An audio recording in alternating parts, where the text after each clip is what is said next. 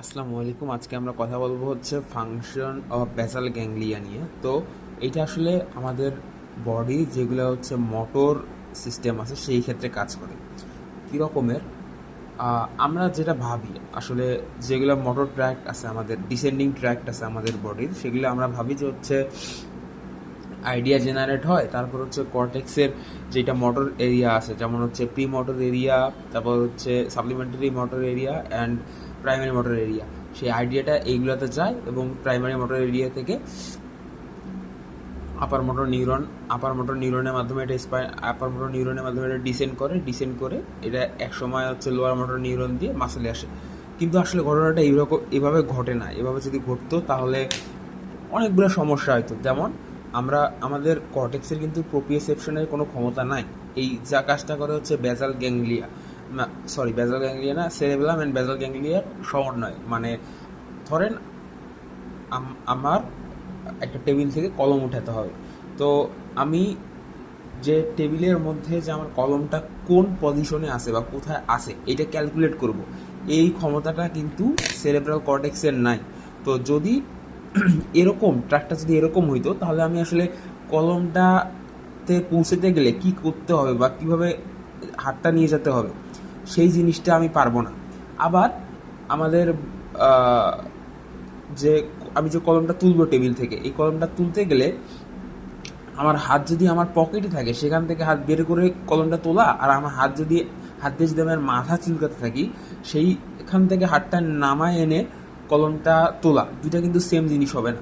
তো এই জিনিসটা যে আমাদের বডির মানে বিভিন্ন পার্টের অবস্থান জানা, এটাকে বলা হলো প্রোপ্রিওসেপশন। এই কাজটা করে হচ্ছে সেরেবেলাম। তো আজকে আমরা সেরেবেলাম নিয়ে যাব না, আমরা বেসাল গ্যাংলিয়া নিয়ে কথা করব। তো আসলে যেটা আমরা দেখি বা যেটা আমরা আসলে মনে করি সেইভাবে আসলে ঘটনাটা ঘটে না। তাহলে কীরকমভাবে ঘটনাটা ঘটে সেটা এই চিত্রে দেখা যাবে। মনে করেন এটা হচ্ছে এই পার্টটাকে বলতেছি আমরা হচ্ছে প্রিফ্রন্টাল লোব। আমাদের বডি বা একদম ফ্রন্টাল লোবের একদম সামনের দিকের পার্টটাকে বলতেছি আমরা প্রিফ্রন্টাল লোব। আর এই জায়গাতেই মূলত যত আইডিয়া আছে সবগুলো জেনারেট হয়। যে আমি আমার কি বলে টেবিল থেকে কলমটা উঠাবো, এই আইডিয়াটা জেনারেট হবে হচ্ছে প্রিফ্রন্টাল লোব থেকে। তো এইটাকে বলা হচ্ছে সেন্ট্রাল ফিশারের মাধ্যমে এটা হচ্ছে মোটর কর্টেক্স এই পার্টটা, আর এটা হচ্ছে সেন্সরি কর্টেক্সের সোমাটো সেন্সরি কর্টেক্স। এখানে আবার আছে হচ্ছে এখানে। আচ্ছা, আজকে আমাদের সেন্সরি পার্ট নিয়ে পড়ার কোনো বিষয় না। তো মোটর কর্টেক্সের আবার তিনটা পার্ট আছে, একটা হচ্ছে প্রি মোটর কর্টেক্স, একটা হচ্ছে সাপ্লিমেন্টারি মোটর কর্টেক্স, আর একটা হচ্ছে প্রাইমারি মোটর কর্টেক্স। তো আমাদের যে আইডিয়াটা জেনারেট হইলো সেই আইডিয়াটা প্রথমে যাবে হচ্ছে premotor cortex and supplementary motor কর্টেক্সে যাবে। তো এইগুলা আবার কি করবে, এইগুলা কাজ হচ্ছে প্রাইমারি মোটর কর্টেক্সকে ইনফরমেশন জানানো এবং হচ্ছে মোটর ইম্পালসটা মানে কাজ করানো। কিন্তু এইগুলো আসলে ওই যে বললাম প্রোপ্রিওসেপশনের কাজটা, তারপর হচ্ছে আমাদের বডির কোনটা কোন পজিশনে আছে এটা মেজার করা, এইগুলো আসলে এটা করতে পারে না। তো এটার ইনফরমেশন এই premotor cortex and supplementary motor cortex থেকে এরা ইনফরমেশন বেসাল গ্যাংলিয়াতে পাঠায়। এছাড়াও সেরেবেলামেও পাঠায়, কিন্তু আজকে আমাদের যেহেতু পড়ার টপিক সেরেবেলাম না, তাই আমরা সংক্ষিপ্ত পরিসরে জাস্ট বেসাল গ্যাংলিয়ার কথা বলছি। তো বেসাল গ্যাংলিয়াতে পাঠায়। বেসাল গ্যাংলিয়া আবার কি করে, বেসাল গ্যাংলিয়া তাদের ইনফরমেশনটা থ্যালামাসে পাঠায়।